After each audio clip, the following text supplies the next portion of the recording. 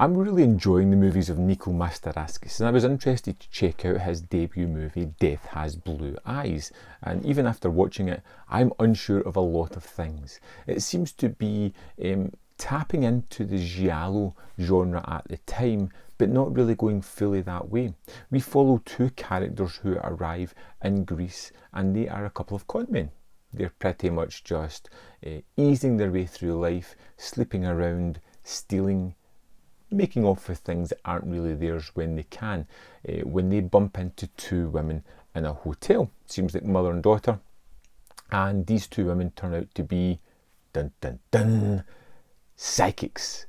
Really powerful psychics. And this is when the story takes a completely unexpected left turn, as we are let into this whole conspiracy aspect of a movie. We have governments who are following these psychic women. We have these women who may have possibly inadvertently seen a murder and instantly, because of their psychic abilities, knew everything about the person who did it, who hired them, why they hired them, and they have all this information. And for some reason, they're enlisting the help of our two conmen to protect them from these weird clandestine government agencies.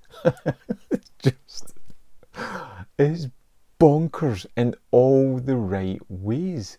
And the tonality of the movie is such a weird thing as well. It feels kind of part comedy, a little bit of a sex fest at points as well. It meanders away from its story. It takes a little while in actually getting to the story as well. And yet somehow I was compelled to watch what was happening. I was interested in all the things that were going to go on. I loved the idea of these two psychics, and particularly the way they would make things happen to cause these two conmen to have to help them by creating situations and forcing people to do things with their psychic ability. And then as you feel as though you have a grasp on the movie, you understand what's going to happen, psychokinesis comes into it, and I was sitting up, paying attention, shocked, and in sheer joy of what I was watching. These psychic women can now make people do things, kill themselves or do whatever they want, and it just takes this movie to a whole new level of WTF. Wow. Death Has Blue Eyes is a kind of wonderfully odd movie. It doesn't really fit within any kind of genre. It has little bits of things that were hot at the time and puts them into the movie. It creates some really interesting kind of characters, some really oddball situations, and has quite a few kind of car chases, exciting moments, thrilling moments, comedic moments, moments where it becomes a sex comedy for absolutely no reason at all. And all of this is crammed into its 79 minutes running time.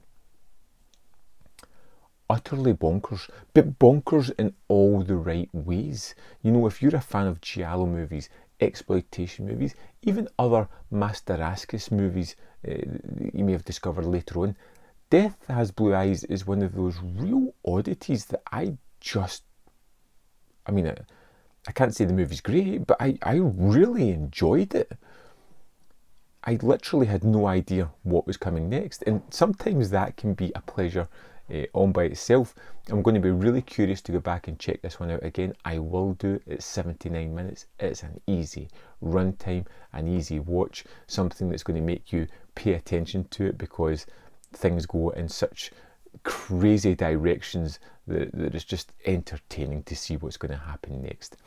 If you've seen Death Has Blue Eyes, I would love to know what you think of this one.